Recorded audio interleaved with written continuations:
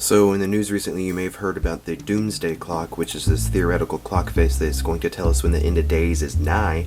And currently this clock is set at 11:55 p.m., which you think, wow, 11:55 p.m., that's really close to midnight. We must be really close to dying, especially since last year is at 11:54 p.m. We must be closer to dying this year than last year, but are we really? Let's understand where the Doomsday clock came from a little bit better. In the 1940s, this group of scientists decided that with the impending atomic age, that the threat of nuclear warfare was a possibility. So they decided they needed a way to predict if we were going to die because of a nuclear strike. And so the ending result was the Doomsday clock.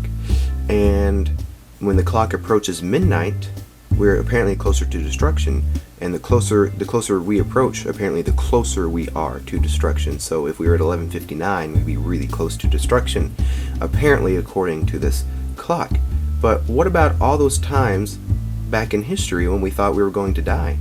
During the Cold War, okay, in the 40s, in the 50s, in the 1960s, in the 1970s, in the 80s, and the 90s, there were all times when we thought we were going to die, and the nuclear clock has several times been really close to midnight.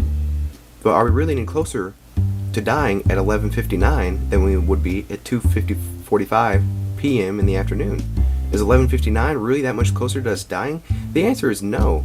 If you look at this timeline here, if we get to 11:59 and all of a sudden it goes to midnight and we don't die in a nuclear strike, were we any closer than if the clock had been set at 11:45? No, we're no closer to dying.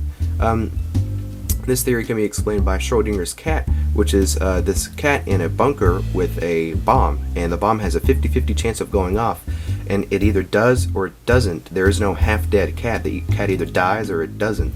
So we have a 50-50 chance of dying, no matter if the clock is at 11:59 or 2:45 p.m. in the afternoon.